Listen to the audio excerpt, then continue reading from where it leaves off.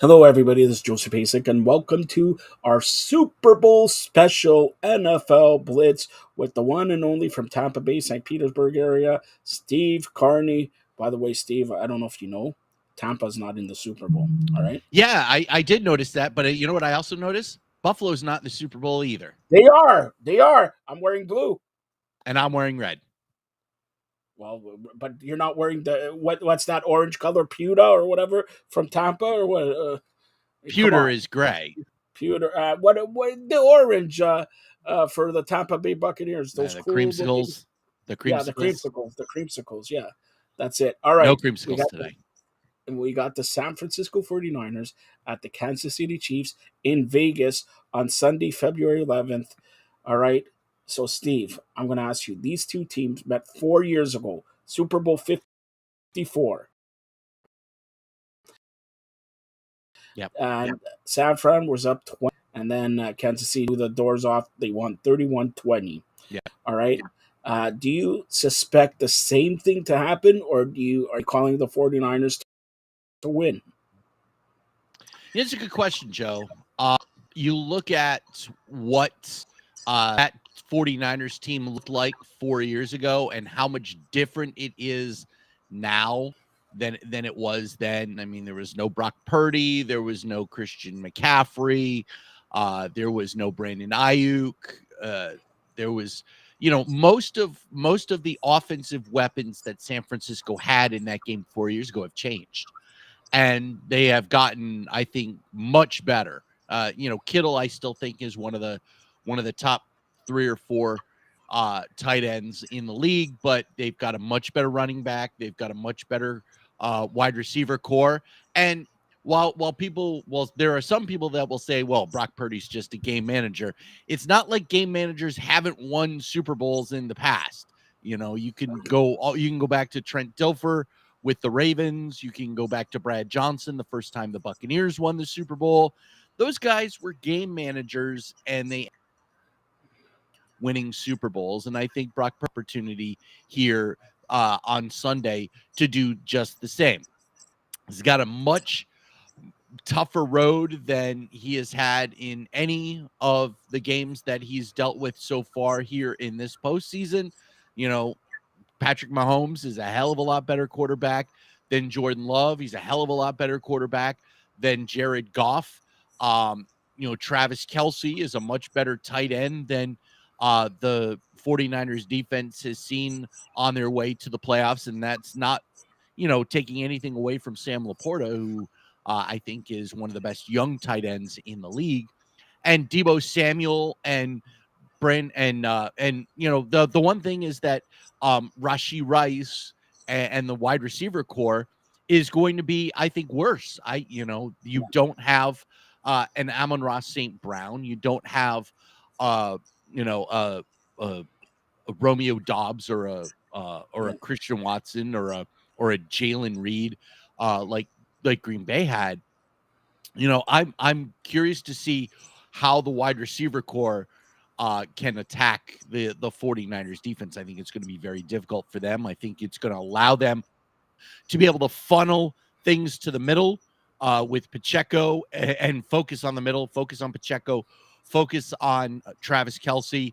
And if you can keep Mahomes inside the pocket, I think the 49ers have a really good shot. You forgot to mention Jeff Hostetler, of course, beating some team in the big sombrero there, but we won't talk about. I wasn't going to mention Jeff Hostetler, mostly because that happened here in Tampa, and I didn't want to bring that up. All right, so let me ask you a question here. Brock Purdy, okay?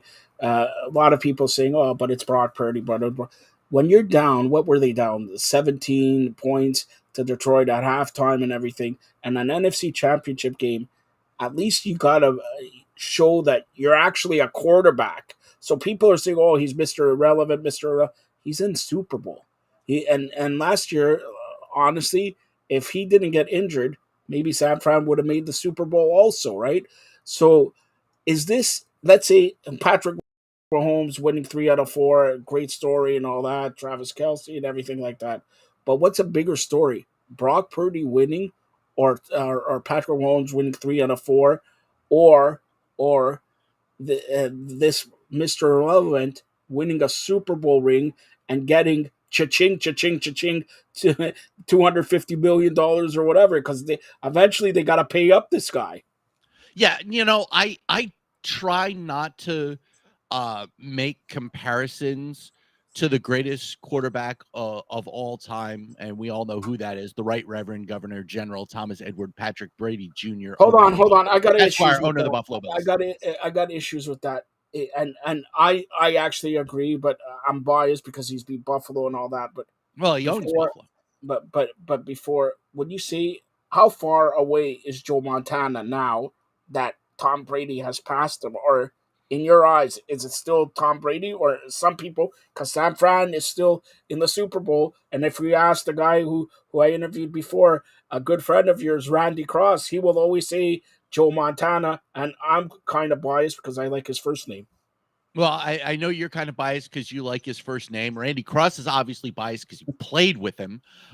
So, I'm not surprised to hear that. Tom Brady has multiple Super Bowl ring. He's got Super Bowl rings with two different teams. He played until he was 45. He has put all of the records out there, whether it's completions, attempts, passing yards, passing touchdowns, 9 Super Bowls and 6 wins, including with two different teams, including after the Patriots decided we're going to move on when Kraft decided he was going to listen to Bill Belichick instead of Tom Brady and say, you know what, we're going to move on. And Brady goes, that's fine. I'm just going to go to Tampa Bay and I'm going to win a Super Bowl. I'm wearing my Tampa Bay shirt, by the way. Just for that And let's face it, fact. you mentioned 6 out of 9. If they didn't play the Giants, those two guys, the guy would have won 8 out of 9. Yeah, it's very true. I mean, Eli Manning had his number. Yeah, And there are always going to be teams that have your number. But you have to say that Tom Brady,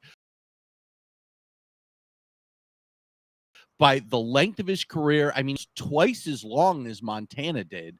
It yeah. just seems it's amazing. He played, 25 seasons. Joe played, I want to say, 15 or 16 seasons. No, I But believe it's 13.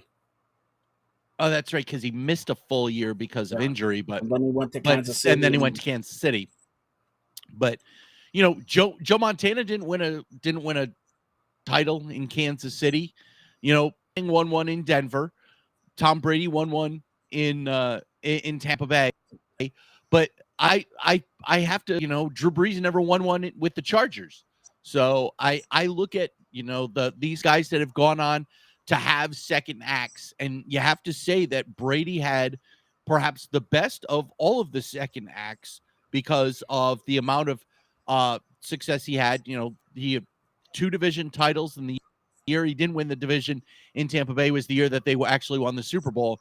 So I still think that, getting back to the question at hand, I try not to compare anybody to Tom Brady. But if you look, Purdy out of a Big Ten school, picked very late in the draft, just like Tom Brady. In fact, even later than Tom Brady, who was taken very high in the draft. Brady replaced Drew Bledsoe 1-1. Brock Purdy replaces Trey Lance, who was a 1-2. So I think the comparisons are there, just from the background. I'm not talking about, the performances on the field. That's still yet to be determined. Right now, the way that the league is looking, obviously, if the league had its way, they would be handing the Vince Lombardi trophy after the game to Taylor Swift. yeah, exactly. I mean, that's what I mean, this could not have worked out better for the National Football League. It could not. Yeah, and you look, It's like and I scripted or know something. It's like you script something here. Come on. it's not scripted, but when things work out the way you want them to, you can be happy if you're the National Football League. Look, there is say whatever you want about Taylor Swift. I've met Taylor personally. I find that she's just one of the most lovely people I've ever met. she has put more new eyeballs on the National Football League than anyone since Joe Namath. That's the truth. I mean, how many women watch the National Football League? How many girls watch Girl, the not National even Football League woman. now? Like, Well, women watch them too because yeah. they're the girls' mothers and they're watching as well. They're all watching the National Football League. They've tapped into this whole new demographic of people that they can now sell things to. And that's fantastic for the National Football League. You're going to see every single team's net worth go shoot through the roof because of Taylor Swift, and they all should go over and go into that box and shake her hand and say thank you for making our league a more diverse and a more inclusive place for people. Are you going to shake it off? Never mind. All right. I would love to shake it off. So let's get to the game here, okay? Kansas City this year, hasn't been the Kansas City of years past. The receiving core, till Rice came alive the last couple games, they didn't have a receiving core. Their defense has been saving them. All right, Yes. it was on Christmas Day. They lost to the Raiders in KC, and then they haven't Yeah. lost again. Right, so KC has been making here. Okay, but let's talk a little bit about San Fran. Okay, and their coach, great coach. I believe he's like only 43, 44 years old. But if they Yeah. lose, okay, they lose NFC championship games, they lose 2 Super Bowls out of the last 4. Do they think even about replacing him? No, I don't think so. John Lynch has so much confidence in Kyle Shanahan, and they just gave John Lynch a new deal. So the owners just gave John Lynch a new deal. I don't think that that Kyle Shanahan is going anywhere, even if he gets blown out in this game. He's not. He's not going to get blown out in this game. But I think even if he was, there's no way that Kyle Shanahan is going everywhere. They've got everything, and his scheming and his offensive mind is the big reason why they're even in these games. Talent aside, you have to have you have to put the guys in the right place in order for things to work. This is the National Football League, for crying out loud, Joe. Yep. There is no room for error, and if you make an error, it's usually going back the other way for 6. I really do think that Kyle Shanahan, one of the 3 great young young head coaches, even though he's a very experienced head coach now and has gone to, as you've said, this is his second time in the big game. So I really do think that he's definitely not going anywhere, even if they do lose. All right, so let's get to your prediction on the game. Give me the score, give me the MVP, and is it San Fran or is it Kansas City yet again? I have said that the NFL could not have been happier with the way that the playoffs have gone. They've gotten to show Taylor Swift thousands of times, it seems like, and every time I see Taylor Swift on the television, I smile. And she's always smiling. Well, wouldn't you? Yeah, your man's having a huge games on the field. I don't have a man. You're able to. Yes, you do. His name is Terry Pagula. But anyway, I just look at it. I'm glad you didn't say Tannenbaum. No, I did not say Tannenbaum. I know better than to say that. It's better than that. It's better than what's his face, who was the Kyle Dubas. Yeah. He's not. Pittsburgh, maybe Kyle Dubas could make a mistake and trade number 87 or 71 for like a bag of pucks. Like, oh, I love the Maple Leaf puck or whatever. Like, okay, I digress. He's not Steve Yzerman. Steve Yzerman, Julie Brisebois, like the Jedi mind tricks of the and for that matter, what has Brad Treliving done in Toronto? Butt kiss like Dubas, but Dubas tried and made mistakes after mistake. This guy sits back and like, what's he gonna do? Something. Do something. Never mind. Go ahead. Super Bowl. Hey, you get MVPs of the All-Star game, but that's what beside did your the point. buddy say? Pasternak, and not your buddy, but at least it's good. They needed to win something.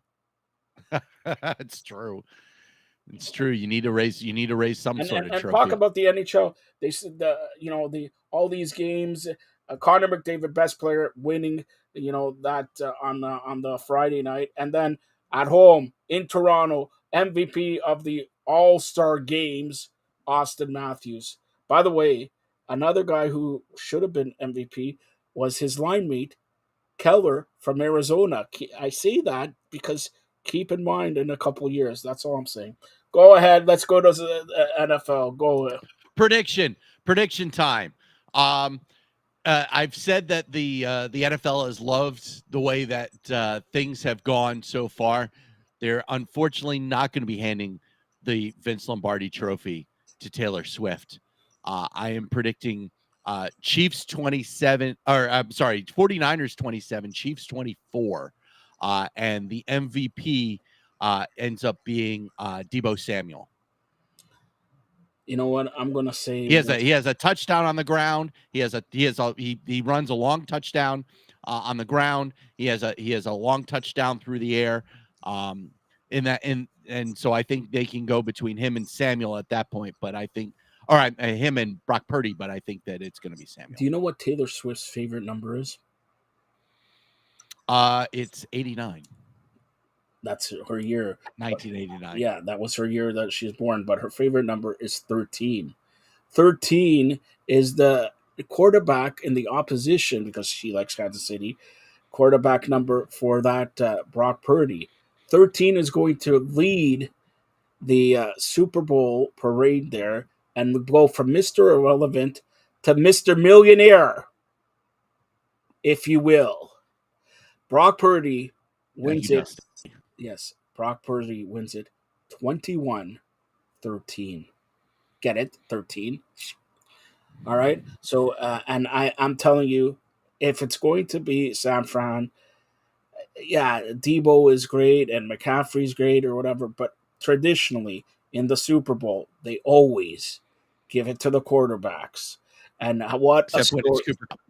Yeah, well, if the receiver Devo catches 12 balls for 200 yards, okay. But what a story, Mr. Relevant to Super Bowl champion. I can picture this. Where are you going next? I'm going to Disney World. Going to Taylor's house. Yeah, and Taylor Swift is coming with me. Left Travis Kelce, and that's it. Never mind. But and it will be a great story because we talked about this already. San Fran getting there, losing, going to NFC Championship games, losing, getting injured, and all that. They got up the mountain, and now this Sunday in Vegas.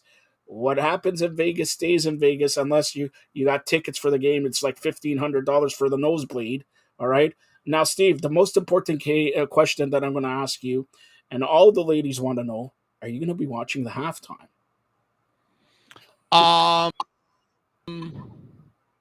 Probably. What do you mean? Probably. Where are you going to go for a half an hour there? Come on. Well, normally what ends up happening is that if I have to work that night, which I do, I will leave wherever I am at halftime and listen to the because normally what ends up happening is I will go to a family member's house and watch the game there. I either will leave before the halftime show or after the halftime show, depending on how far I have to drive, because I got to get back and I got to start writing. And I have sportscasts to produce after the Super Bowl, so I've got to get those done. And where's that sportscast? Where can you listen to that sportscast? That would be wherever you get your favorite podcasts. Just search for The Associated Press and look for the latest in sport. It is a 5-minute, because some people like to count to 5. Shout out to Big E. Some people like 5 count, but there's a 5-minute sportscast complete with highlights and sound bites and wonderfulness. It's good stuff. You should definitely listen. So again, it's the Associated Press, not to be confused with Associated Press. All right. Now, Yeah, I look when I look at the tax form that I get from them. Let's see if I can do this without let's see here. We'll do that just so I can cover all the see it says the Associated Press. All right, hold on. I'm gonna get the producer to do his job here. Go Yeah, show it do again. producer, let me make sure all of the all the identifying information is covered. Let's see, it says the Associated Press. All right, it's covered. Yeah. All right. So final Last thing I question. need is someone get my social out there. Final question. I still didn't get. We're 3 days from my birthday. My 50. Don't I look good for 50 now, Steve? Come on. You know me. I reached 48 of the years. All right. But 50th birthday. I still didn't get my present for me. Not a day over 61. Oh, so I'll take that. I wheel in deal, style and profile, limousine. Woo! Never mind. Now, Steve, the biggest question here. And now I'm going to throw my sock and my shoes and all that. All right. Super Bowl 59. All right. I believe New Orleans. February 9th to 59. Yeah. Super Bowl 59. I believe in New Orleans on February 9th, a day after my 51st birthday. Who plays in it? My guess, and I'm gonna you know what I'm gonna go way out on a limb here. I'm gonna go way out I on a know what limb. you're going to say. I know what you're going to say. Do you? Are you sure you know? Because Yes, I know. you're gonna laugh when you hear what I'm gonna say. Because it's You're not going to what you say think I'm gonna say. you're going to say the Chargers. The Chargers. Okay? You're going to say the Chargers against the Ravens. You can't do that because the Chargers and the Ravens are That's right. both in the That's right. AFC. Okay, the Chargers and the Eagles. You are absolutely correct. I was going to say the Chargers and the Eagles. Yeah, I know you already, That's very funny. but again, you're When gonna you said the lose. Chargers, you see me smile. I was like, "Yep, I know, and Justin then Herbert, because baby." I thought Justin Harbaugh, right? So Harbaugh uh, and Jim and Justin Herbert, and the return of Jalen Hurts, and that whole offensive juggernaut. Even without Jason Kelsey, we'll see what happens. number one, I'll give you my prediction in a second. But number one, it just was announced last night that obviously the season opening game will be at the Super Bowl champions home. But on that Friday, because the opening game is Thursday, on that Friday, Philadelphia is gonna host the game in Brazil.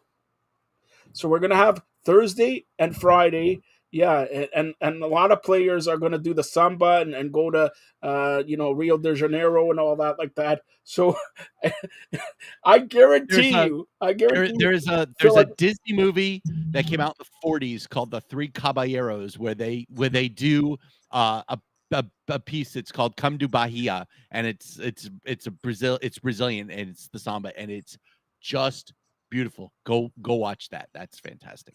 and I guarantee you, whatever the spread, Philadelphia is probably going to be there on August 5th for a month because it's going to be, and the team, whoever's going to be, maybe Carolina or whatever, is going to show up there 2 days before, and that spread is 10 points. They'll win by 40. All right, that's number one.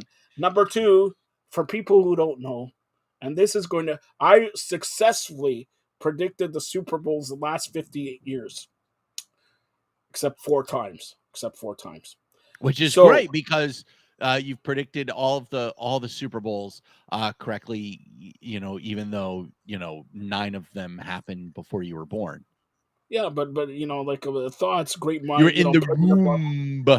yeah, that's right. So in the AFC, is there any doubt we're going to be circling the wagons in Bourbon Street with Coach Bill Belichick and the Bill Belichick, BB Buffalo Bills, BB Buffalo Bills against No. the San Francisco 49ers. All right, there, Boomer. All right. Yes, thank you very, very much. All right. So, Steve, tell everybody what's you said 27-24. I I say said 27. 21. Yeah, I say 21-13. We both predict San Fran. That means Kansas City's going to win. But tell everybody how they could get a hold of you. And do you think the Super Bowl, it's 58, top 10, will be top 10 Super Bowls of all time? Yeah, that's a good question.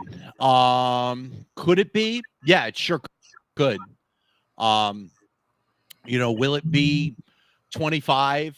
Will it be the was it 36? Which was uh the first Patriots one. Yeah, Will it be better than Rams Titans? 23-16. Getting stopped at the 1 yard line. Yeah. I mean, it certainly could. There's no doubt that it could. Will it? I don't think it will. I think it'll be a good one, but it'll be in the top 40%. I think if we were to go through and rank them all, I think that this game is over. We're gonna go.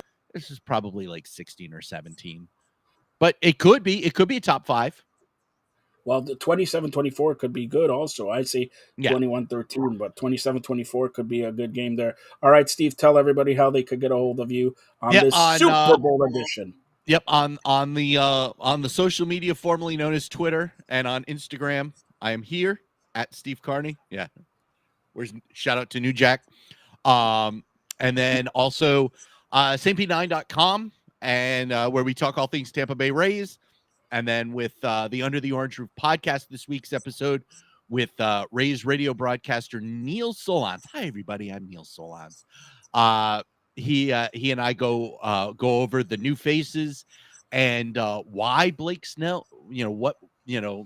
The surprise of Blake Snell not being signed yet, and also he's got a new podcast. We get into that as well.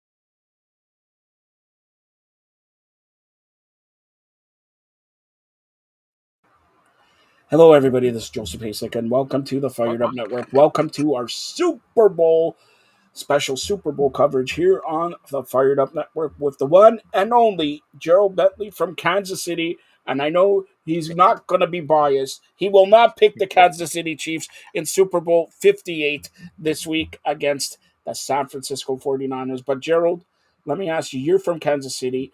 Obviously, you like the Chiefs, you like Pat Mahomes and all that. How surprised are you that they're here and like a team from Buffalo's not?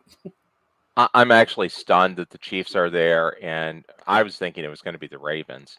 I thought the Ravens were the best team throughout the year in the NFL, and the Chiefs, if you watched them all year, and if you watched our shows all year, I mean, they were really struggling. They couldn't get out of their own way. They've done a really good job, really, since the Bengals game at the end of the regular season, pulling the offense in, kind of simplifying it, and just going with the guys that they know can actually get things done. Stop messing around with Sky Moore, with Kadarius Toney, just going with Rashee Rice, Travis Kelce, a little bit of Justin Watson, and a little bit of Scantling, who actually came to life in the playoffs. So, do you remember the last time the Kansas City Chiefs lost a game? Yeah, they lost embarrassingly to the Raiders on Christmas Day. It was a horrible Exactly. effort. Wait, hold on. Very good, very good. Impressive. Now, Super Bowl 58, Sunday, February 11th, kickoff 6:30. Where's the game at? Well, it's at the stadium where the Chiefs won at. They lost Yeah, at yeah, but home where's to the they Raiders. lost against the Vegas Raiders. Yeah, And where is the game at? at Allegiant Stadium in Las Vegas. There's a hint where you should go with, but I know you're not going to go there. All right, so I'm going to ask you, what's a bigger story? If Pat Mahomes wins for the third time and he's like 27-28, or Mr. Irrelevant, aka Eric Cohen, no, Brock Purdy, winning winning the Super Bowl. Well, I mean, really, the only thing comparable to Brock Purdy being there is Kurt Warner. Yeah. Because there's been a lot of talk about how Brock Purdy's the lowest drafted quarterback to ever play in the Super Bowl. True, but Kurt Warner wasn't drafted at all. I mean, the Rams got him out of a Hy-Vee stock room in the Arena League. So, you know, it's not unprecedented, but it would be pretty amazing. It would be an amazing story if Brock Purdy can pull the win off while he's making easily the least of any starting quarterback. Heck, he makes less than the Chiefs' backup, Blaine Gabbert. Yeah. And okay, so let's look at just inside the game here, okay? So, Kansas City coach Andy Reid, great, already a Hall of Famer, may win another Super Bowl or whatever. But Shanahan, who basically has gone there 4 out of 5 in NFC Championship game, lost the Super Bowl to the Chiefs 4 years ago. If they lose, do they even think about firing the coach? And because there's another coach named Bill Belichick, or out west, if you're looking at Carroll there could hire a coach there. Do they even look at if he loses? He just can't get them over the hump. Do they even look at firing or releasing him? No, but I think they do look at getting a legitimate game-changing quarterback. I think that would be the way they would go, because he's done it with Jimmy Garoppolo, and Brock Purdy. He hasn't had the big-time problem-solving quarterback. You have Patrick Mahomes, you have Josh Allen, you have Lamar Jackson, you have Joe Burrow. You basically have a cheat code. Those guys are going to be able to create offense. They're going to be able to pull you over the top in a close game. Brock Purdy needs everything to be working right, needs everything on schedule, and then, yeah, he can be really effective. But Well, look at the Niners when they had an injury or two. They folded like a chair. The Ravens absolutely, they throttled them. They curb stomped them. 61-19, I believe. It was a beatdown. yeah. I don't think that happens if Josh Allen is the quarterback, if Lamar Jackson's the quarterback, Joe Burrow, Patrick Mahomes. But They're not going to lose like that. I agree with you up until last week, or actually 2 weeks ago, because down 17 points at halftime at home in an NFC Championship game, they talk about NFL being scripted. He performed in the second half like a truly Pat Mahomes, Josh Allen. That he performed like a quarterback who deserves to be there. And if he plays like he did in the second half, not only does San Fran win, I believe San Fran wins more than by a point, more than a point there, right? But it should be interesting because, as I mentioned, 4 years ago, these two teams met in Miami, Super Bowl 54. Yeah. And San Fran was up by 10 in the fourth quarter. Mm-hmm. So it's going to be very interesting because I would say Super Bowl 54, Kansas City had sort of a better team. They had Tyreek Hill there, right? Yeah, And they had now, more offensive talent. exactly. Defense Well, is a lot better now. yeah, defense is a lot better. So is this, in your estimation, the spread is 58 points? Is this going to be a defensive struggle or offensive shootout? I think it'll be a relatively offensive game. I think you're looking at like 27-24, 24-21, something like that. All right. I don't think either team's going to hit 30. Okay, so give me your prediction. Give me the MVP, and we'll see if you're right. I'll go the Chiefs 27-24, and the MVP, I mean, I guess if the Chiefs win, it's going to be Patrick Mahomes, but I could also see Chris Jones. Well, make a choice. Patrick Mahomes or Chris Jones? I'll go Chris Jones because the defense has to step up if the Chiefs are going to win. You're going to be wrong both cases. So it's San Fran. I really believe this is going to be San Fran. San Fran winning. And I mentioned before off here, what's Taylor Swift's favorite number? Well, it's number 13. But I think the other thing the Chiefs have that is a unique kind of game changer, and you've seen it with their defense all year, L'Jarius Sneed and Trent McDuffie are legitimate lockdown corners. They're going to take out the best two weapons on the Niners. They're going to be locked on Deebo Samuel, locked on Ayuk. Willie Gay Jr. is going to be back to team with Drew Tranquil to look at Christian McCaffrey. If the Chiefs win, it's because of those guys. Those four guys are going to have big games, and Chris Jones will benefit from getting coverage sacks. And here's the other thing. I agree with what you said. If the Chiefs wins, that has to happen.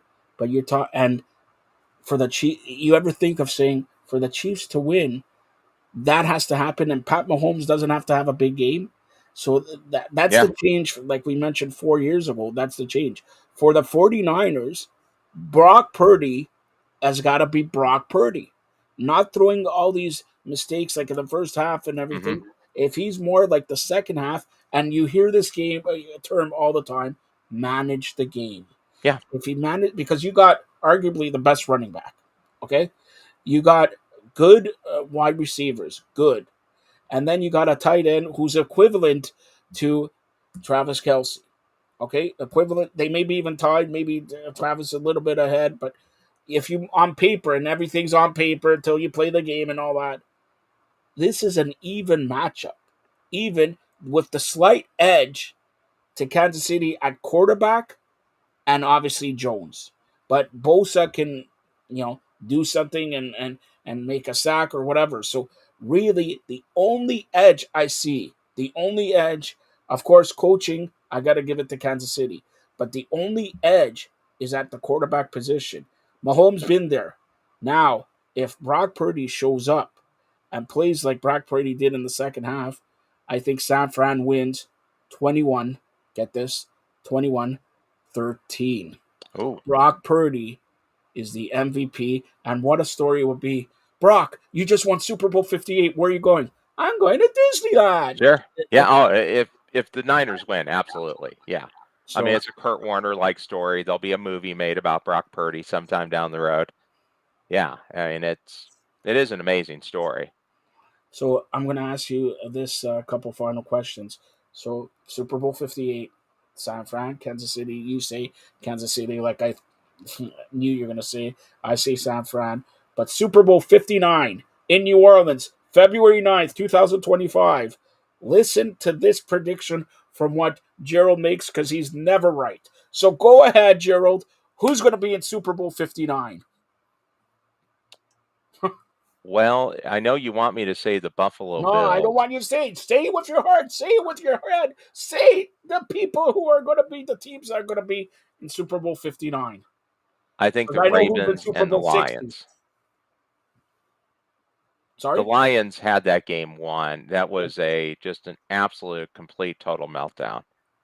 And a lucky bounce, a ball that bounced off the helmet of the defensive back into Ayuk's hand for really the game-changing play. I mean, they did everything possible to lose that game in the second half. I think the Lions win the NFC next year because the Niners, if they have an injury, they're toast.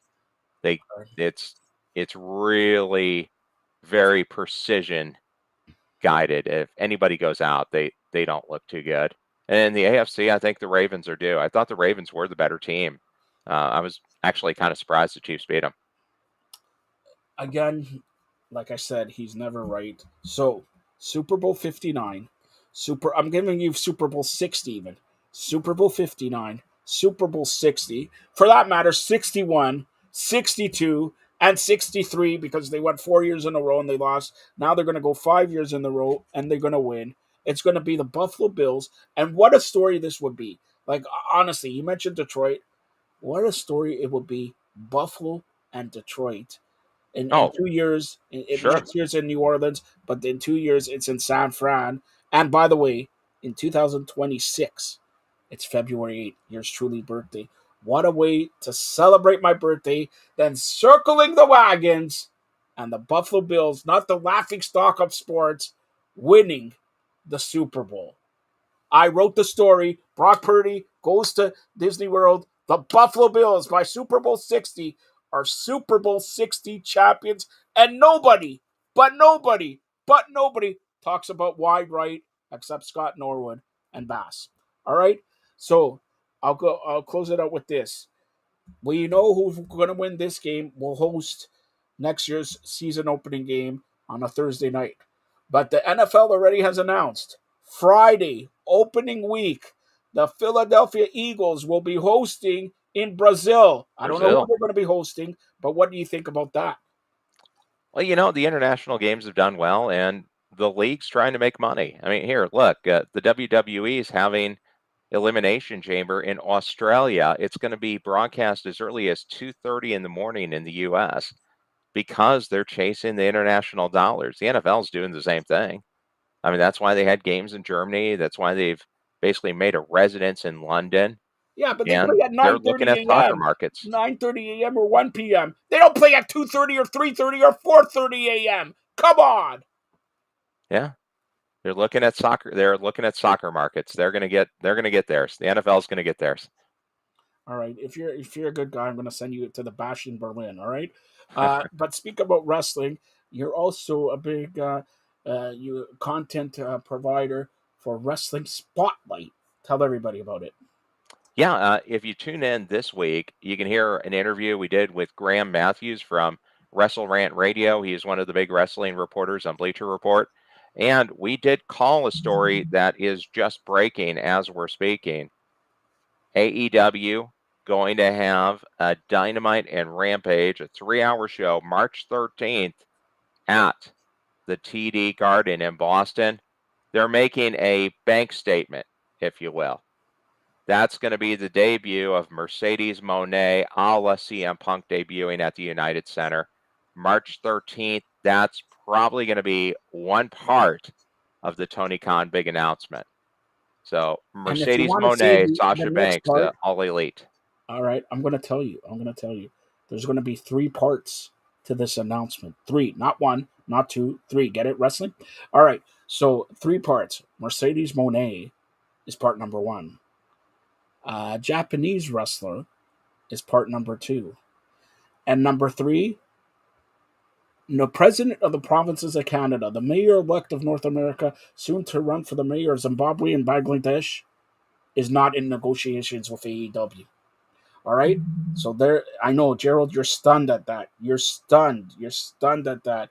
But Tony Khan, if you know anybody who watches and wants to get your, because you missed out on AEW streaming services because ESPN and Warner Brothers and all that did a partnership. They're all in. Get it? Mm-hmm. Instead of you're being all out, come to the Fired Up Network, come to Wrestling Spotlight, and we'll make it like, I got it. Listen to this, Gerald. True TV plus everything in there. What about that? True TV plus, Sure. Tony Khan will get that and everything like that. Stay tuned for our big announcement to happen in a few days, maybe a week or two. It's going to be almost as big as that bank statement and that I give to Gerald every week, and he cashes in a lot of zeros. All right, Gerald, It'll tell be everybody. elite. Yeah, you're elite. That's right. I don't know. Maybe I got to talk to Nick and Matt Jackson or Matthew and Nicholas Jackson, but tell everybody how they could get a hold of you. Hey, just go ahead and tune in to Local Now, Carbon TV, wherever you do your streaming. You can find Wrestling Spotlight 24/7 Pro Wrestling. Got some of the best independent wrestling territories in the country on there. Breaking news, talk shows, some great stuff. And you can also find me on X at G Bentley D Rescue. And on Instagram, we got the Wrestling Spotlight. So pretty All easy right. to find.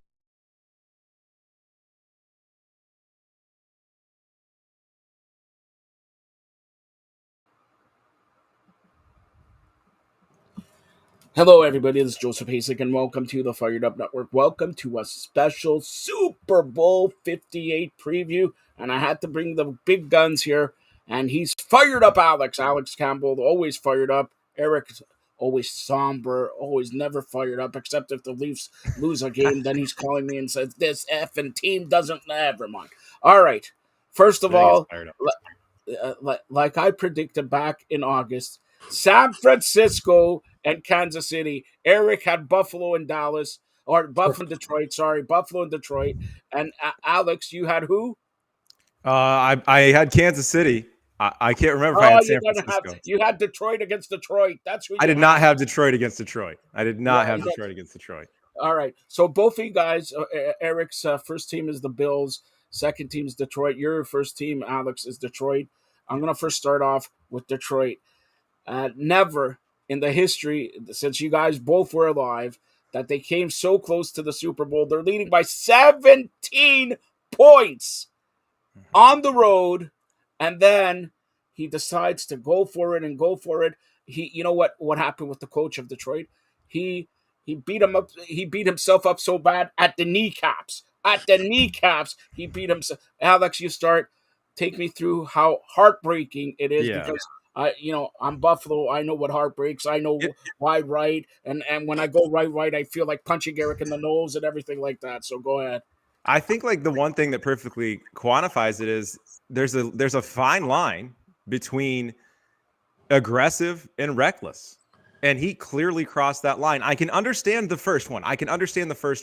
You got a good drive rolling. Your offense has been clicking. You want to keep it going. And the book says, it slightly favors going for it. Okay, go for it. But the second time when you have the field goal in hand to tie the game in a key situation, your defense is on its heels.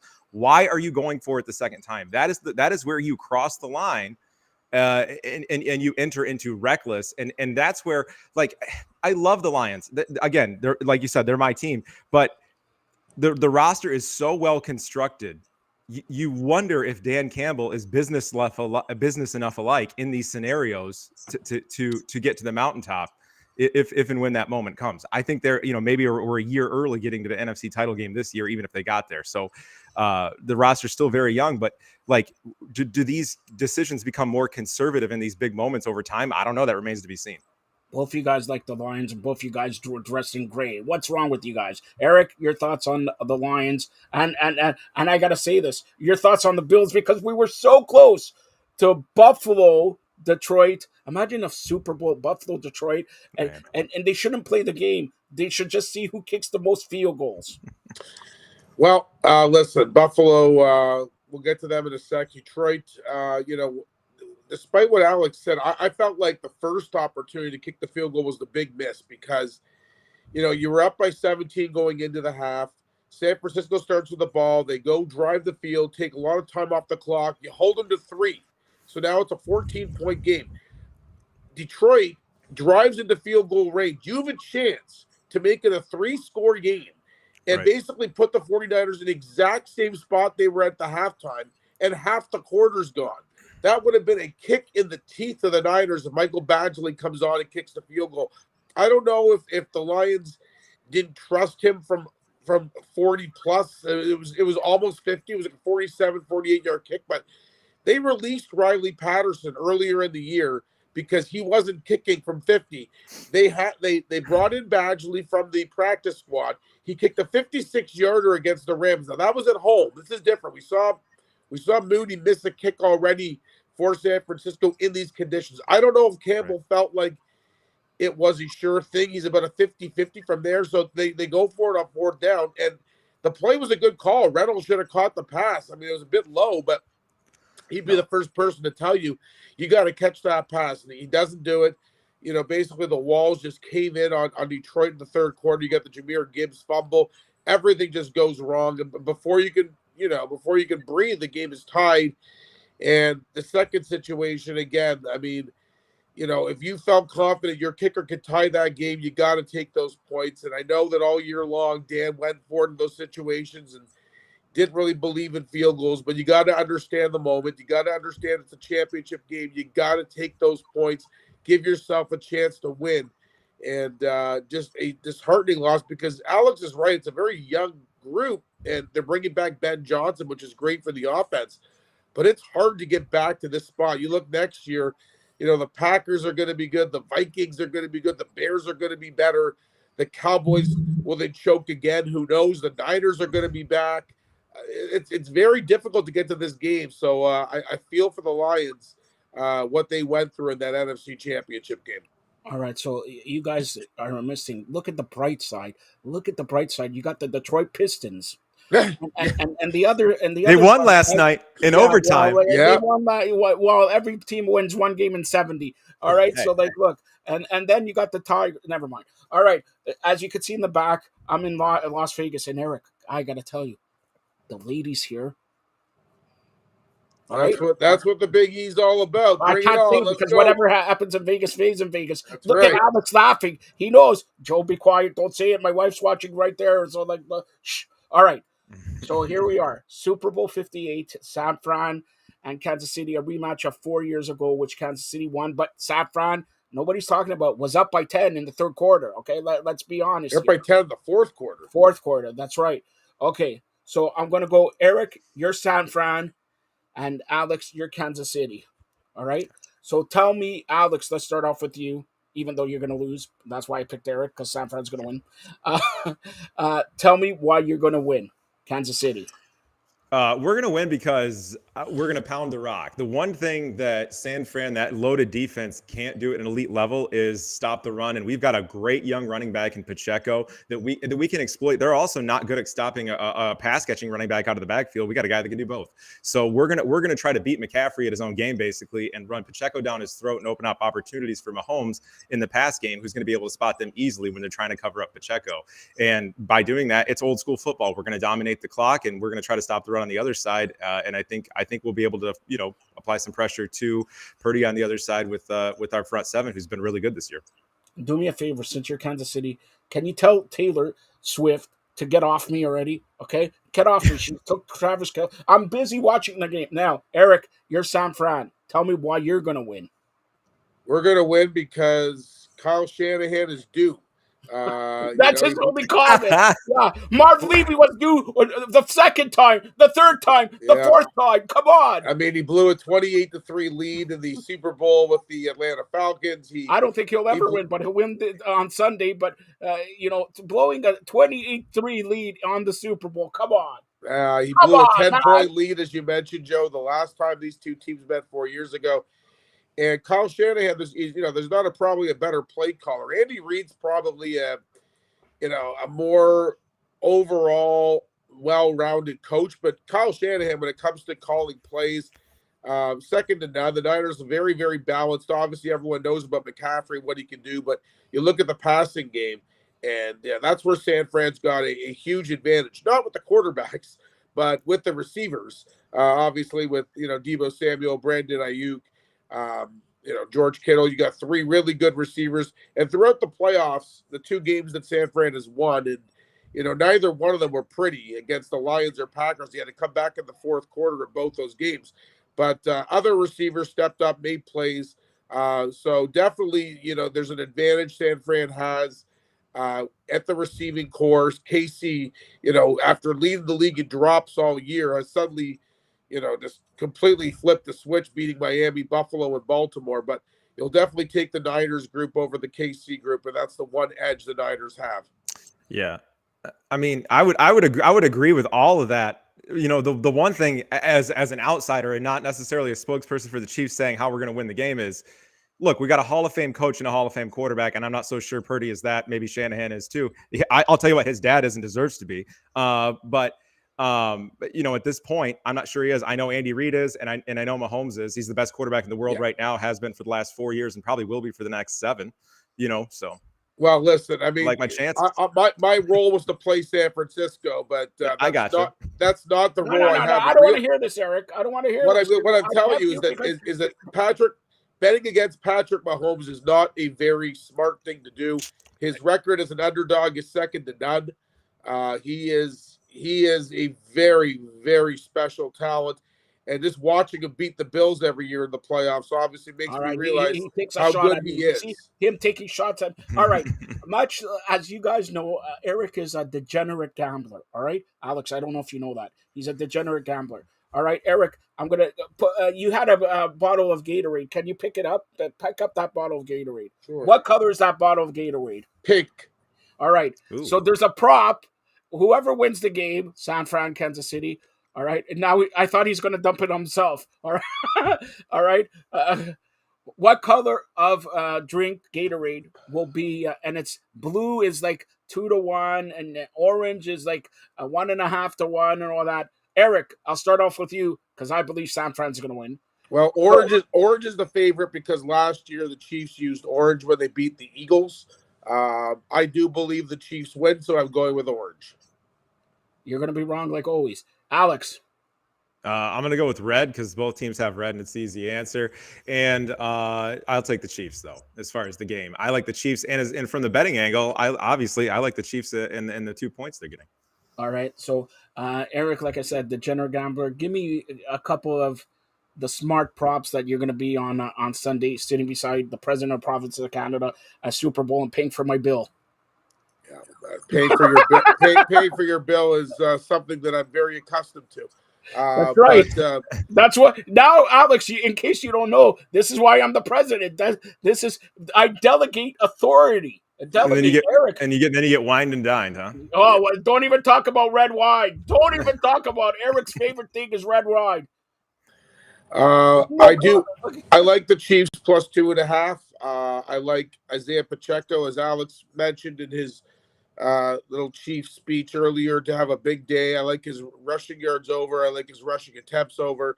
I like his receiving yards over. I feel like, the one thing that I will say, despite the Chiefs winning, sometimes the props, go the other way. I like Patrick Mahomes under passing attempts because I do believe that they will be up and running the ball, and he's not going to be out there throwing a lot. So I think that the game plan will be that Mahomes will go under with his passing attempts. Those are some of the things I'm looking at for Sunday. All right, Alex, how about you? Anything in particular strike you? Yeah, I had the same thing. Pacheco over on yards, Chiefs on the money line, Mahomes under the attempts, but over 200 passing at the same time, and each team to score a touchdown in each half. So all you guys are betting on the Kansas City Chiefs.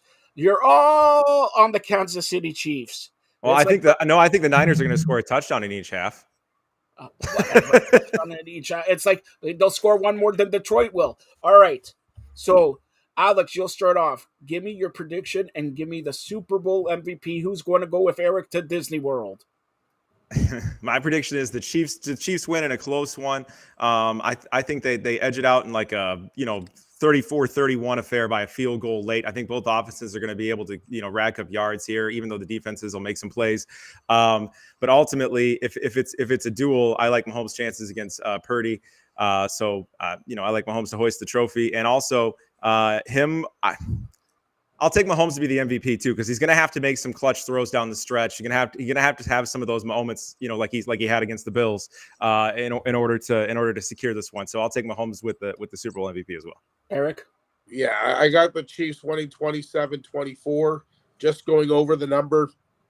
Mahomes MVP, listen, I mean, it's very hard to win a game and have the quarterback not win MVP. It's just the way the NFL is. I don't think that Mahomes was outstanding last year against Philadelphia, and he won it. He threw for barely, I think, under 200 yards. So he won't have to do much to win MVP, but he'll do enough because that's what he does. And his dad will have 3 DUIs and he'll have 3 Super Bowl trophies. So junior and senior can have something in common.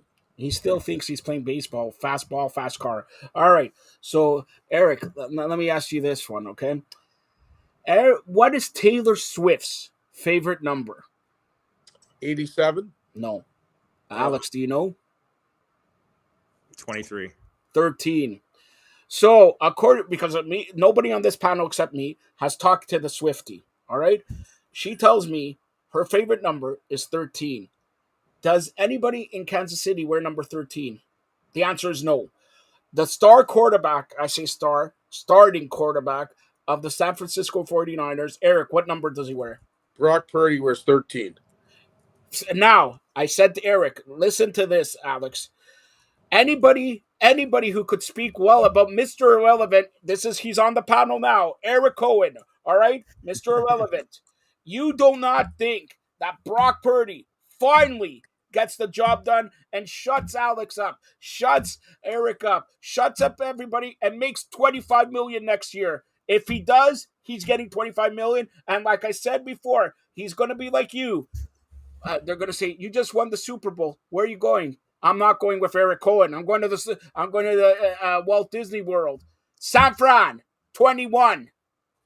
Kansas City, 13. 13. Not according to me, according to Taylor Swift. But here, since me and Eric know a little bit of wrestling, here's the storyline, Eric. Because Kansas City loses, so Travis Kelce wants to upend and, like The Rock, steal the spotlight and proposes while he loses. So the story is not the San Francisco 49ers. It's not Brock Eric Purdy Cohen winning the MVP, Mr. Irrelevant. It's Travis Kelce popping the ring. And boy, I saw that ring. And you know what? They went to the same place that Eric Cohen got the ring. Just a couple more, carrots and all that. All right. Final question as we close out this special edition. Alex Campbell, Eric Cohen here. Super Bowl 58. Both you guys are predicting Kansas City. But you know what I'm going to ask, Eric? So, Alex, you'll start us off first. Super Bowl 59, February 9th, New Orleans. Who's in it? Alex. Give me all right, I'm gonna pull a shocker here. Give me Miami out of the AFC. Wrong again. I know. You're gonna say, look, the Bills are a classic story, man. I think they fall short again. Give me Miami out of the AFC. I'm not predicting the Bills next year. I'm telling you, after your prediction, it's bound to happen. Go ahead, give me a prediction then, Eric, and then I'll tell you what Chris Berman told me. I'll go Bills Cowboys. Bills Cowboys. Boo. All right, Alex, what do you say? Dolphins who? I'll go Dolphins Eagles. I think the Eagles are going to make a comeback. It doesn't matter. No, Dwayne Johnson told me this also. It doesn't matter about next year. Super Bowl 60. Buffalo Bills are in the Super Bowl in San Fran. Buffalo, Super Bowl 60 wins it. You know why? Super Bowl 60 is February 8th. By the time Super Bowl 60 rolls around, Allen will at that point be making up almost a third of the entire salary cap. Or Eric Cohen. I don't care. All right. It's guaranteed that Buffalo will win Super Bowl 60. If I'm wrong, I'll give $100 to Eric Cohen. That's how confident I am that the Buffalo Bills. I'll give $200 to Eric Cohen. Alex, can I get in on that? I'll get in on that action. I'm banking on it. $200 to Eric Cohen. If I'm wrong, Alex, give me the $200. Alex, you'll start us off. Tell everybody how they could get a hold of you. At Fired Up Alex on Instagram, at Fired Up Alex on Twitter. Right for the site firedup.ca and all over the Fired Up Network. All right, and again, he says Kansas City. He's going to be wrong. Kansas City wins 34-31. That's what he says.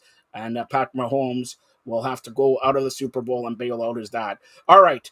So, Eric, go ahead. Give everybody your handles. X, Real Eric Cohen. Let's go. All right. And Eric said,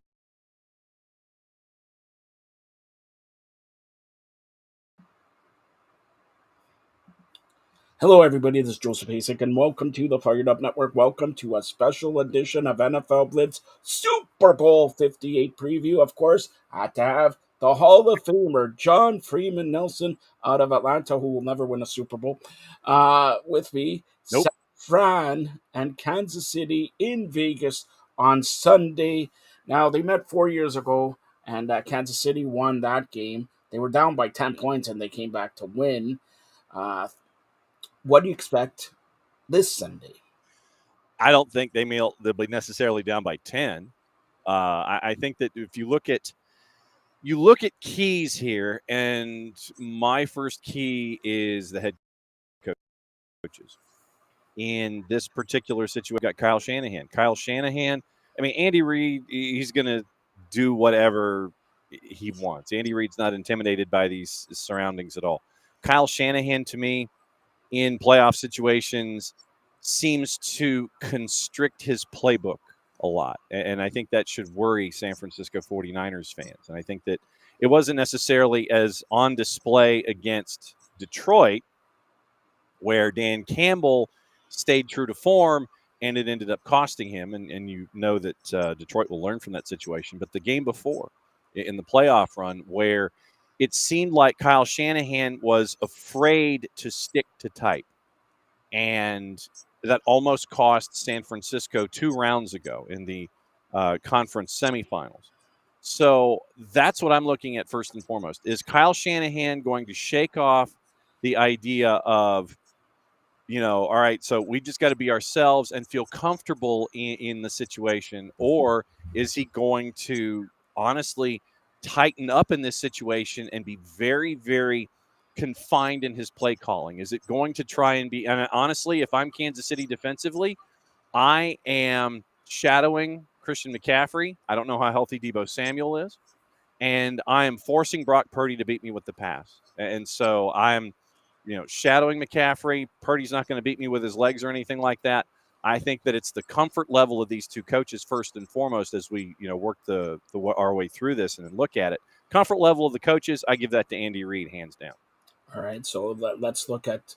We'll start off at the offenses. Okay, San Fran gets the edge there because till recently, Rice is the guy who catches the balls, and Kelsey. But till recently, it was just Kelsey. So, do you agree? You give offense the edge to San Fran. I don't know. I've got to go even because the one thing that might lean it in San Francisco's favor is just how many drops Kansas City has had this season. That to me is something that I'm staring at. The drops of the football. And I think that if you can, and you saw with Patrick Mahomes sticking with Travis Kelce goes for 11 for 116. There ain't a whole lot of drops there. But I think that, and you came up with Marquez Valdez-Scantling, he came up with a big catch late. The drops early, that is something that I think that if you're a fan of Kansas City, drops are always something that's worrisome to you, and it's that weight on the shoulder that you're staring at, or that's the big monster in the anxiety closet. That, to me, would be the only reason I would give any advantage to San Francisco on offense as opposed to the number of weapons that are there. You have Mecole Hardman, who's healthy. You've got Rashee Rice. You've got Isaiah Pacheco, who has done some really hard work on the ground and is not afraid to mix it up in pass patterns. You're too deep at tight end. Noah Gray, Travis Kelce. We talked about Rashee Rice and MVS. And so I think that if you look at the number of weapons available to Patrick Mahomes is more than the number of weapons available to Brock Purdy. But offensively, what those weapons can be for you, I think might be more impactful with the one deep receiver in a Deebo Samuel, or having maybe a Brandon Ayuk or a Juwan Jennings help you out with George Kittle as your tight end. So I think that there are more wide receiver options for Brock Purdy. He's got to get them there, and obviously keeping Christian McCaffrey engaged in the short passing game with some outlets and making sure that the defense is spread out, not as confined, and keeping everything contained between the tackles. So San Francisco can't use the pass to set up the run game and spring Christian McCaffrey in the offense. Okay, so basically, you went with Kansas City for the coaching. Yeah. San Fran, a tie a little bit with San Fran on the offense. Yeah. A little bit. Running back, definitely San Fran. All right. Yeah. The running back. Receivers, maybe a little bit lean to San Fran. Yeah. Now I got to go to the tight ends. Okay. The best two in the National Football League. Is it even, or do you give it to the Swiftie?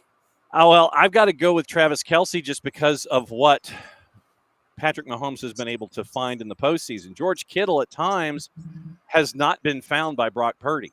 And I think that would be worrisome for me. I think that if you're Brock Purdy, you might try and get Kittle engaged early in the passing game as a part of the targets to make sure, once again, we talk about the running game. The pass sets up the run to help out San Francisco to spread the field a little bit, spread things vertically by getting George Kittle involved, in addition to an Ayuk or a Deebo Samuel or a Juwan Jennings. I think that you have to look at it horizontally and vertically if you're San Francisco. Getting McCaffrey engaged to get the offense, the defense spread out for Kansas City, and then spread them out that much more by getting Kittle engaged and available in the pass patterns early on. All right, let's go to special teams before we go to defense. Special teams, kicking, punting, and running back kicks. Who do you give the edge to there? Kansas City, Harrison Butker, hands down. We've seen Jake Moody. There was a reason that Jake Moody was placed a high draft pick on by the San Francisco 49ers. Not intimidated by his surroundings, but he's been a little shaky in the postseason, missing from 40s which is normally for Jake money absolutely right on. I've got to go with Harrison Butker in these situations. He's at game-winning field goals late in the Roman numeral classics. I'll go special teams. I'll go with Kansas City here, especially if you need a field goal late. All right, so now that brings up the defense. Defense, Kansas City has a stalwart there, and he always comes up to play. But Bosa there, if he's healthy and all that, who do you lean on defense wise? Oh boy, I think if you look at front sevens, it's a wash because of the pressure that you can get on the quarterback for both of these. I think a guy like Drew Tranquill might have another big game for Kansas City. Coming from the second level, I think the secondary might be where you have your issues. I would go San Francisco with secondary slightly over Kansas City. So front sevens even, secondary slightly in favor of San Francisco. All right, so that brings up arguably whoever's going to win this game is going to have a stellar quarterback play. You got Patrick Mahomes, who's going for the third one. I believe he's 27, 28. Mm-hmm. And you got Brock Purdy, much like Eric Cohen, Mr. Irrelevant. All right, and if he wins, don't get choked up there. All right, what's the bigger story? 3 out of 4 are not Mr. Irrelevant winning the Super Bowl. Well, it would have to be the latter. And I think that once again, it goes back to our initial plot line here with the coaches and the offense.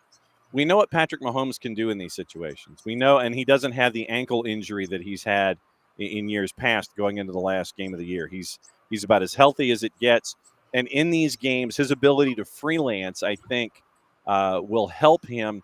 I think that Brock Purdy could be hurt once again by Kyle Shanahan, not by his own actions, and there were times where Purdy in the championship game against Detroit was dropping dimes in absolute difficult spots without any question. You got to see against Detroit the quarterback that you wanted to see in other games in the playoff run. In the second half. In the first half, and I think once again the tape is out.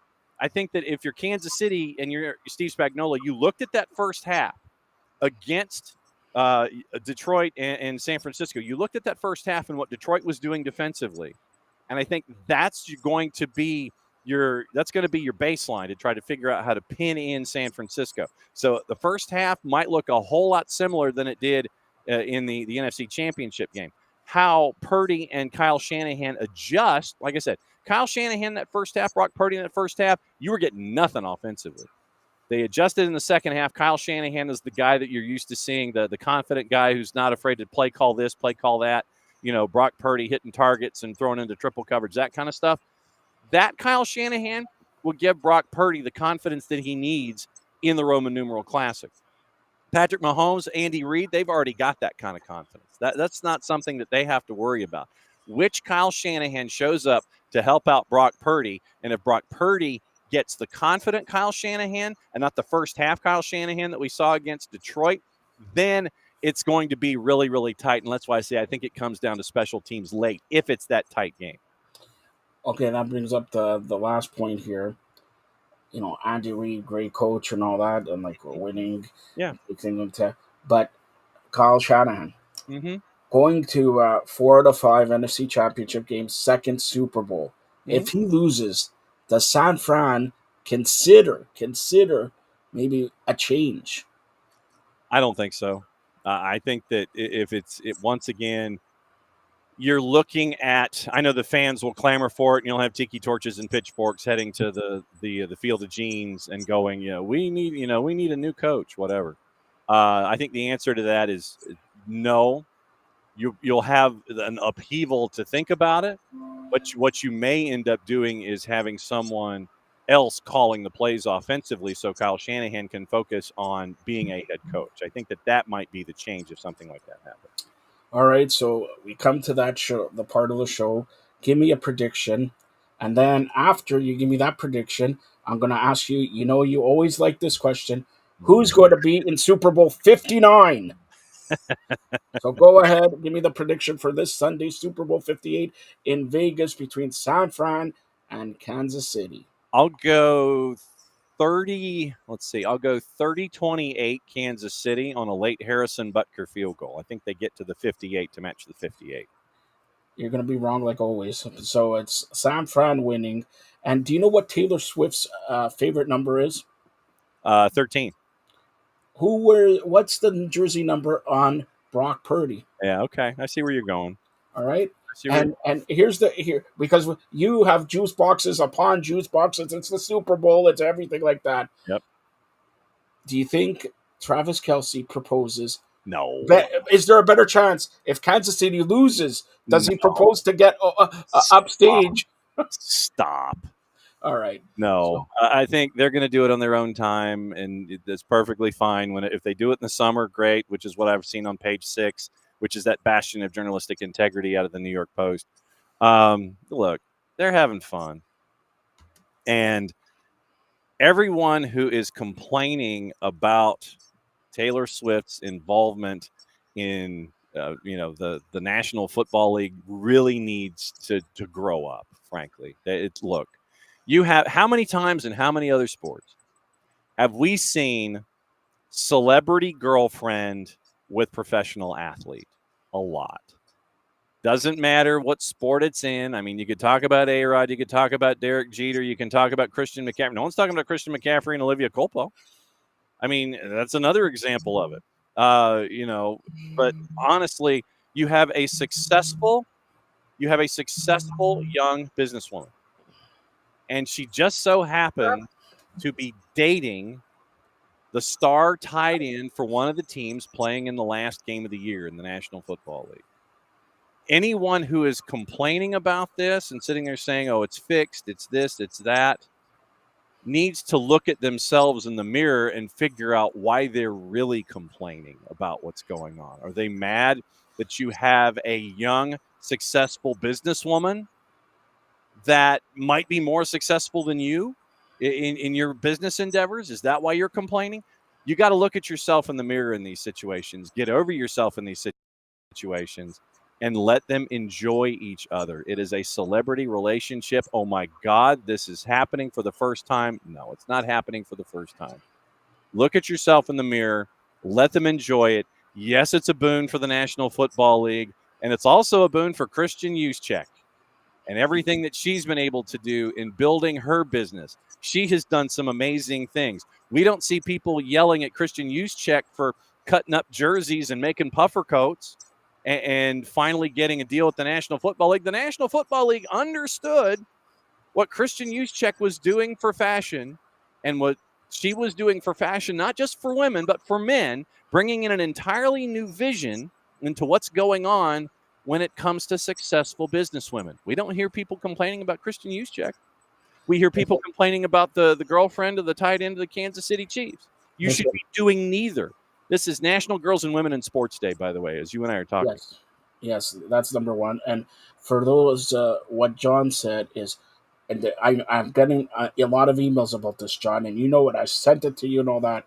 Was I notified, since I'm the president of provinces of Canada, the mayor-elect of North America, soon to run for Bangladesh, the mayor of Bangladesh? Okay. Was I notified, do I allow Travis Kelce to take my place since I'm running for, mayor and all that? I'm very busy. Mm-hmm. And Travis showed me that he is a Swiftie. Even though he scored a touchdown against my Buffalo Bills, and shame on him, all right? I allowed it, okay? And all joking aside, yeah, Taylor Swift is a positive role model for everybody, especially the girl. Like, I have a daughter, especially the girls, especially the young ladies. Always smiling, always a positive attitude, and you don't hear anything bad about Taylor Swift. And for that matter, kudos to Travis Kelce, because it's a lot on Travis Kelce, because Travis Kelce is a star. Taylor Swift is a mega superstar. To have and to hold a mega superstar for that long while playing football, while playing in championship games, while performing, because when you get on the field, you could sing all you want, but he has to play. He has to catch the touchdown passes, and so far they won Super Bowls, and they may win this week, but they won't. Brock Purdy, Mr. Irrelevant, Eric Cohen finally gets the light what he deserves. Hopefully he shines up that head. All right, so Go ahead, John. Super Bowl 59, your master prediction. 58 of these you did. You haven't been right one time. So, Of course. are you going to be right in the 59th chance? I'm giving you year after year after year. Let's see. I'll go until further notice. I'll go with Kansas City making it through the West because the AFC. I know you're going to look for Baltimore or somebody like that. No, Buffalo. What's wrong with it? I'm surprised you didn't pick your Superchargers with No. Harbaugh there. No, that's not going to happen. Not by any stretch of the imagination. I mean, he wants to live the life of Jim Rockford. That'd be fantastic if he did. But he needs to make sure he has the answering machine that has all the gags attached to it at the beginning of every football game. I'll go with Kansas City until proven otherwise. And then I'll go with Detroit. I think Detroit gets through it next year. The schedule will be tougher. They'll figure out how to keep a lot of the folks in-house, and I think they'll get over the hump. It'll be half of the teams that we know heading into what we're staring at with the last games of the season here in the National Football League. So another question, a couple final questions.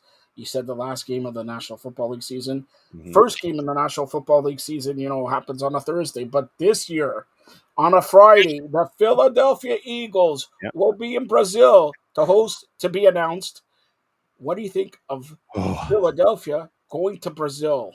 I think the fans are going to be in for a bit of a wake-up call. It's going to be great for the league, but it will be a wake-up call for any Philadelphia fan that thinks that they can act like a Philadelphia fan in Brazil. They don't know what they're getting into when they get into Brazil. And all I'm going to say is, Philadelphia fan, you better be on your P's and Q's. Yes, ma'am. No, man. Yes, sir. No, sir. Thank you. And get out of there in one piece, because you have not experienced fandom by any stretch of the imagination until you have been to a game in South America. All right. And continuing on the football theme, Atlanta getting a lot of games in World Cup 26. Yeah. Toronto having a few games. Vancouver having a few games. Mhm. Atlanta, I believe Atlanta has a semifinal game also. They right? do. Yeah. So is Jerry World. Yeah. Yeah, well, let's not talk about that. But were you surprised, because everybody was talking about SoFi Stadium and all that the World Cup finale on July 19th in 2026 is at MetLife Stadium? That's what FIFA wanted. I mean, you're in the world center of capitalism, New York City. So the fact that you're in the Meadowlands is, that's not necessarily a surprise. I thought it was going to go to Jerry World. I thought it was going to be semis, New York, Los Angeles, and the final in Arlington.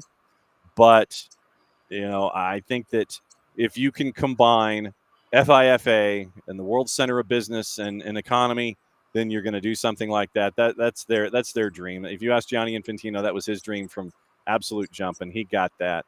The interesting element, with Jerry World, is that they were going to bring in grass. They were going to elevate the field a good 12 feet, bring grass in, and they even had a column to break down for the media what it was going to look like and how much further up. It was going to look like the old Memorial Auditorium in Vanderbilt, where unless they tarped it off, where you'd have seats below the turf surface, and it was going to be an interesting look. And I think that might have swung things. And SoFi in and of itself, in and as much as Jerry World was going to undergo $300 million in renovations for a 1.3 double extra large facility to make it compatible and fit for all of the games coming in 2026. You never saw that kind of desire from Stan Kroenke about SoFi. So that's why I think SoFi is getting the early games with the U.S. men's national team, game 1 and game 3 in the group stage. And they didn't go into semifinal territory because of that, because the field is not big enough. And you saw no desire from Stan Kroenke and anybody associated with. So first and foremost, how is it that if you are building a state-of-the-art stadium in Los Angeles, California, that you don't make it big enough for multi-purpose field? That was a massive – I'd love to know who it was that designed this, and Stan Kroenke signed off on it and was like, yeah, that's cool. They've had matches there, and the field isn't big enough. It's not wide enough. It's not spec. What you will have happen in 2026, you will have people wander over to SoFi who are from FIFA. They'll look at it and go, why, yes, it is regulation size. And it'll be close. Again, oversight by Los Angeles is just astronomical. and I'll tell you this one, roundabout, because it's a Super Bowl show. Mhm. By 2026, Mhm. I'm going to be circling the wagons because the Buffalo Bills will finally be a Super Bowl champion. Bill Belichick will be the coach. John, go ahead, close it out. Look what we have there on the right corner there. Go ahead. All right, that's book number 6, Noble Strong Lessons in Destiny. You can go and grab that at Amazon. Do either a Nobles Strong, plural, Nobles Strong Lessons in Destiny search, Noble Strong on Amazon, or do a John Nelson search right there on Amazon. Do the author search or the book search, or the author search right there. OSG Nelson on the 280 character app. Cute Sports Guy on the IG, the Insta, or the Gram, whatever the kids are calling it these days. And also on the Facebook, there's 2024 John Nelson's. I put Freeman in the middle just to be different. And that's the easiest way to get in touch. But yeah, right there, name, 280 character app, book 6, Noble Strong, Lessons in Destiny. Pick it up on Amazon. All right, that's the Hall of Famer John Freeman Nelson of OSG Sports.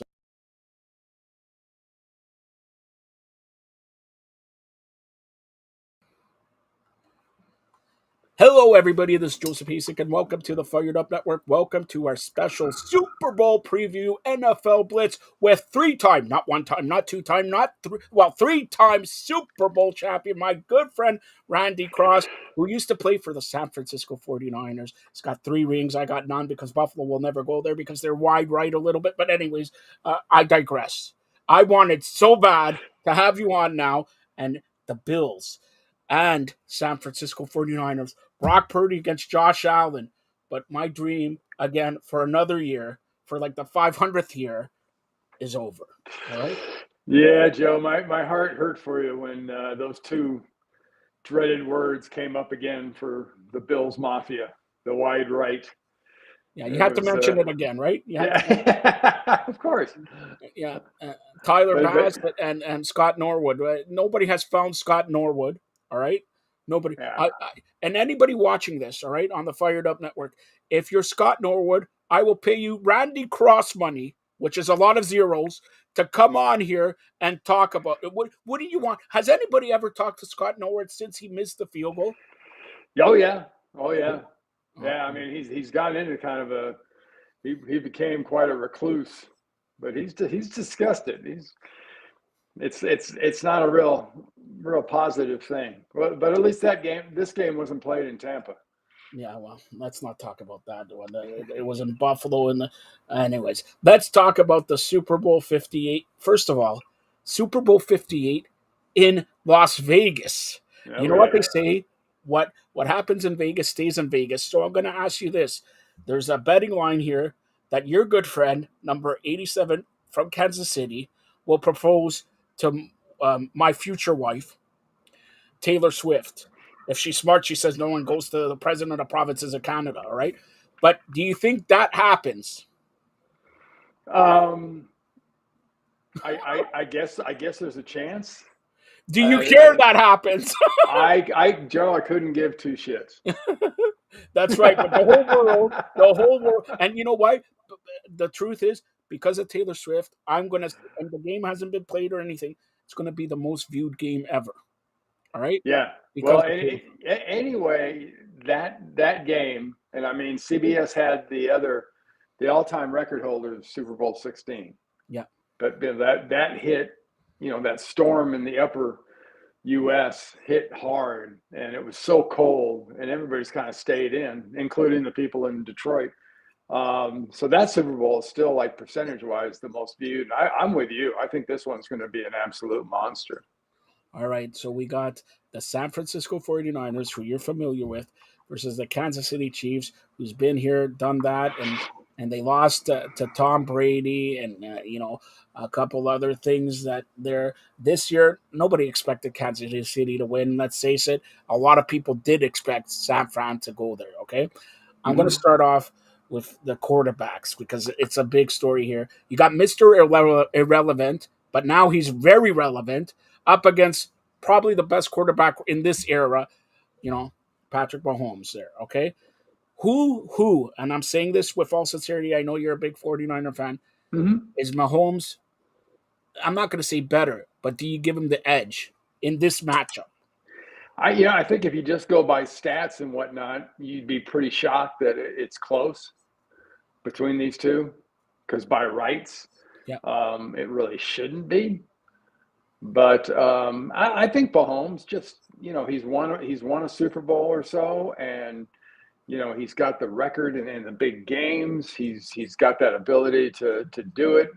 And Brock Purdy's just sort of building his reputation. He's building his resume. Those last two games this year, and the way that he played in the crunch time was very, very impressive. In fact, for Niner fans, it was almost reminiscent of stuff that Joe did. Yep. But I would love to see him, and we see games during the season where we're going to have I would love to see a game where Patrick Mahomes was at his best and Brock Purdy was at his best, just smiling and dialing and making the big completions and whatnot, and not struggling at times the way he has the last two games.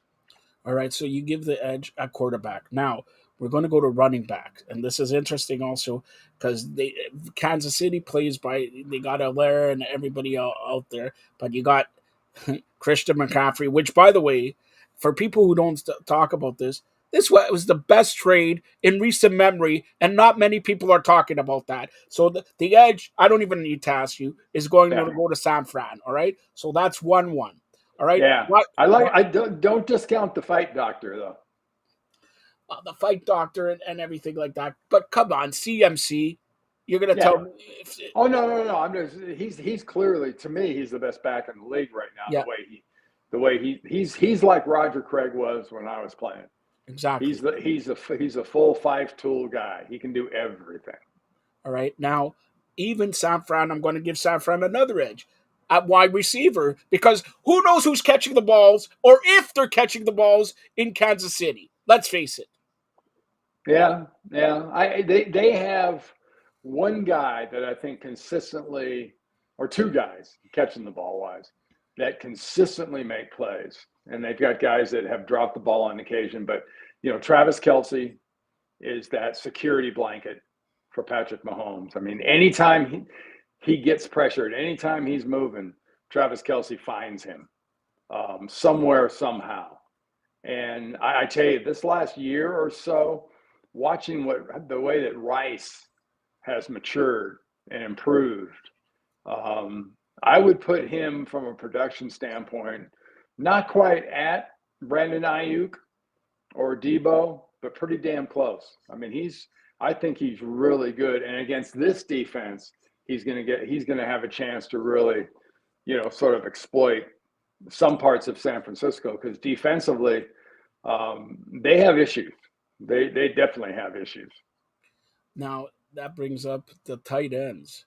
Are you going to go with Swifty boy or your boy in San Fran? Because for me, there may be as close to a tie. Maybe Kelce gets it a little bit because of production and everything like that, and he's a Super Bowl champion. But that is the closest matchup if you're going to go on paper at tight end between these two teams. What do you say? Yeah, I agree. I think it is. I would give the edge personally to George Kittle because of his blocking. He can catch and do the stuff down the field that Kelce can do, but Kelce can't even touch his proficiency at blocking. Kittle can be a huge force in the running game. And I'm telling you right now, I'm not going to give away my pick just yet, but Kittle is the reason why San Fran may or may not win the Super Bowl. But I'm telling you that right now because you probably seen video already of last time San Fran was playing Kansas City in the Super Bowl, I think 4 years ago. You saw, I'll be back. He's talking to himself. He's psyching up himself, and I'm going to do something different. And so he's more motivated and you don't want George Kittle more motivated when it's, the game of all games. And, we talked about tight end versus tight end. People are going to be talking about Kelce got 10 catches. I got 4. I got 5. He's going to be more motivated. So one thing to watch out for, yes, quarterback plays are going to be great. But the tight ends is something to watch out here. Now, I'll close it out with defensive line, all right? You were offensive line. Okay, we'll go with offensive line.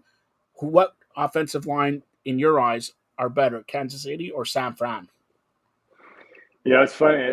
We're coming up with a lot of these basically ties, because San Francisco's got clearly the best lineman in Williams, Yeah. the left tackle. I mean, he's But is he easily 100%? He's easily the best offensive lineman in the game. Yeah. The problem is, are they going to be 100% at guard? Yeah. Maybe with this 2-week break, Thuney will be okay. But I'm going to go with my guys. I think the Niners, from the standpoint of the way they can run the ball, especially interior runs, and the way they blast things inside with powers and whams and traps and everything else. All right, so I'm going to ask you, we're coming up to the prediction here, all right? But I'm going to ask you, do you expect a blowout or do you expect a real close game here? Well, people forget, the final score wasn't that close last time these guys played in the Super Bowl. 31-21, I believe it was. Yeah.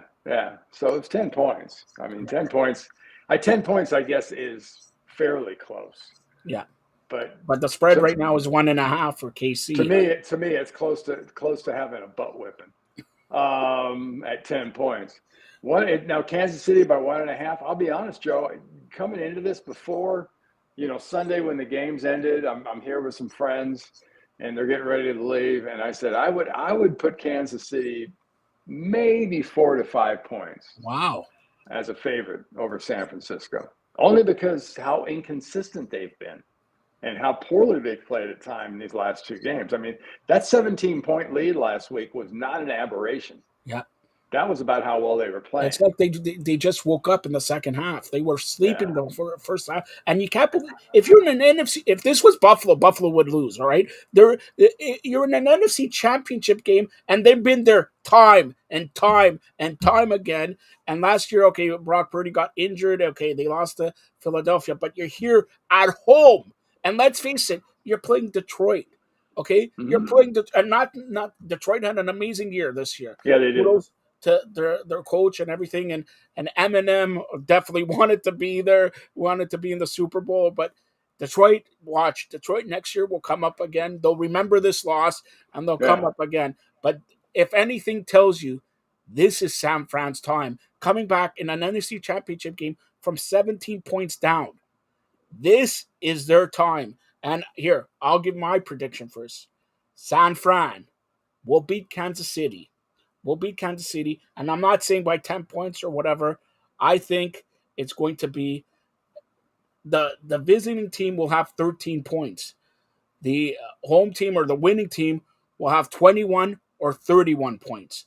There's where I'm going to go. 21-13 or 31-13. And I'm saying San Fran's going to win.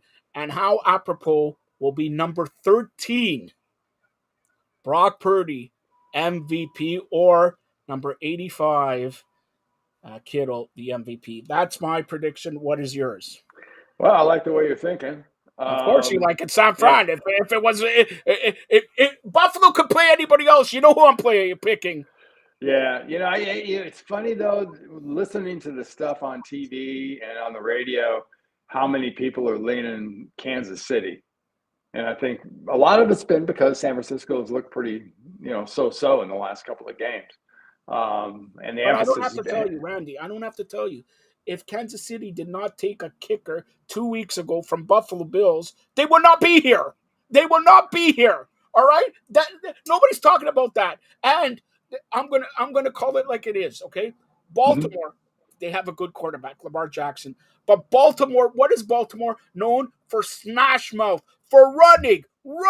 You run the ball 8 times and you throw the ball 35 times. What game plan was? Rex Ryan is good.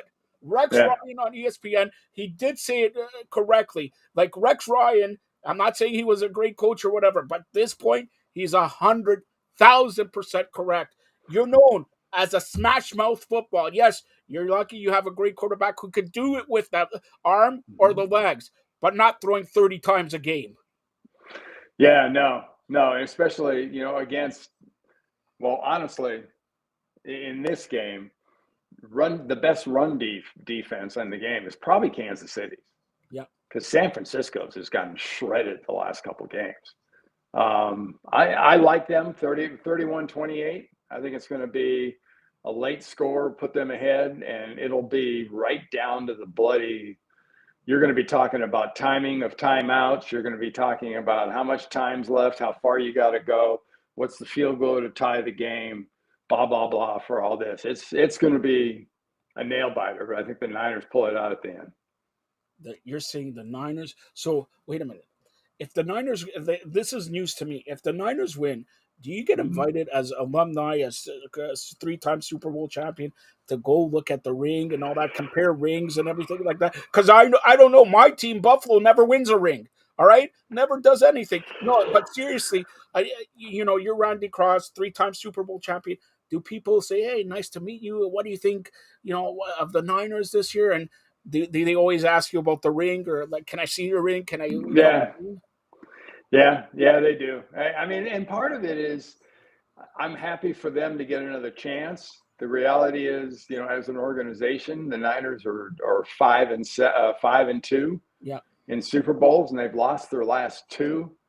They've lost to Kansas City, they lost to Baltimore, and it's something that I think for the Niner fans, they're just not used to that.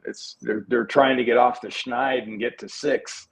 And get there, below New England, but tied there with Pittsburgh with 6 Super Bowl rings it'd be nice. It'd be an even half dozen.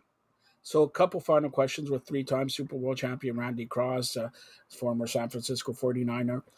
Do people ask you, or let me ask you, forget about people, let me ask you, can you compare when you were playing to now? Is there any comparison? I know they're bigger, faster, stronger, whatever, or maybe they weren't. I don't know, right? Maybe you know it best, but is there any comparison? Or when they ask you, well, yeah, they are bigger, faster, stronger, but football is football.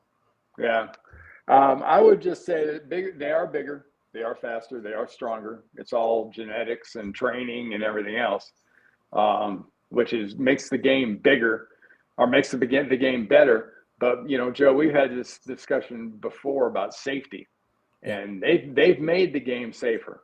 There's no doubt that the game is now safer than it used to be. Now, because it's safer, it's just a little different game. It's you watch the game, it's almost like 7-on-7, and to me, it's Tom Brady wasn't kidding when he said the game is not quite right compared to what it used to be in there. And but you can't have a safer game and also the same excitement. It's just not there. I've got no issues with it. I think it's fine, but it is definitely a different kind of game. And I mean, look how long the quarterbacks last. Look how long a lot of people in this game last. And that just didn't used to happen because things were different, and guys were getting beat up at a little bit more aggressive rate. And as people as big and fast as these guys are, that's a physics show for them to be out there and doing the things they do. I mean, I would not discount a defensive player, along the lines of a Bosa or a Jones or somebody like that being an MVP. Fred Warner. Yeah. Maybe somebody like that, get a couple interceptions like Rod Martin did at that big Super Bowl for the Raiders back in 1980, being the MVP of this thing. Well, I'll tell you what's different. Here it is. The script. I got the NFL script. They talk about everything is scripted, and they talk about the referees. I can only tell you this. As a Buffalo Bills fan, it is scripted for Buffalo, and for Toronto Maple Leafs hockey never win the Stanley Cup since 1967. I'm turning 50. February 8th, I've turned 50 years old. I'm going to ask you, do you think I will ever see my team win a Super Bowl, win a Stanley Cup? I like the Leafs' chances before the Bills. Go home, because I'm opposite. Only because I just think they're so snake bit. It's crazy. They have the most loyal fan base in the game, and I don't know what to tell you. It's crazy. It's crazy the stuff that happens to them. So I'm going to ask you this: Super Bowl 59, a year from now, who's in the Super Bowl? You know, every time we do this, I ask you this. Yeah, yeah. I would not argue against I guess, geographically incorrect, but geographically close. I mean, you can make an argument for Buffalo, Detroit. I think Detroit's going to have a hell of a comeback here after I losing the way they did. guarantee, I'll even swear on this, I guarantee if it's Buffalo, Detroit, Buffalo will win the Super Bowl. Buffalo will win the Super Bowl. And you know how they're going to win it? Detroit's kicker is going to miss wide left. Wide left. All right, wide left. Now, Randy, Okay. As we close it out, tell everybody what you've been up to. Tell everybody how they could get a hold of you, social media. And everybody, I've gotten text upon text and emails. What is Randy barbecue choice? What does Randy's Super Bowl meal consist of? So go ahead. Well, we're doing kind of a family chili cook-off. We're all getting together. And You're inviting me, right? Yeah, it was my birthday. Come on, you're inviting me. I'll take the corporate jet to Atlanta there. The fired up jet. Yeah, the fired up. Hopefully, I don't have a fire in that jet, but come on.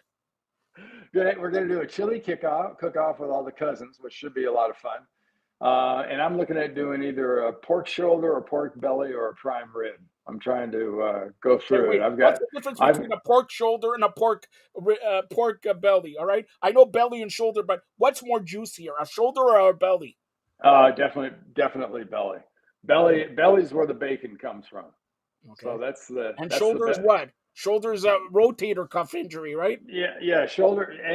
That's why you cook it really long. It's because it's a little bit. It's kind of like brisket. Brisket comes off the other haunch, and you got to cook that a long time because there's a lot of muscle in there. 20 years ago, when you were playing, did you ever think 20 years later we would be talking about what you're cooking for Super Bowl? No, would not have thought that was possible. Would not have thought. I mean, but that's kind of like where I'm at. I do love the barbecue and the smoking and everything else. All right. And tell everybody how they could get a hold of you social media wise. Well, social media, on X, it's Randy Cross FB. On let's see, Instagram, it's rcross51. And overall, it's randycross.com for everything, for the podcast and everything else. And Randy, you don't know I'm doing this. You're going to be inducted into the Fired Up Network Hall of Fame. I want your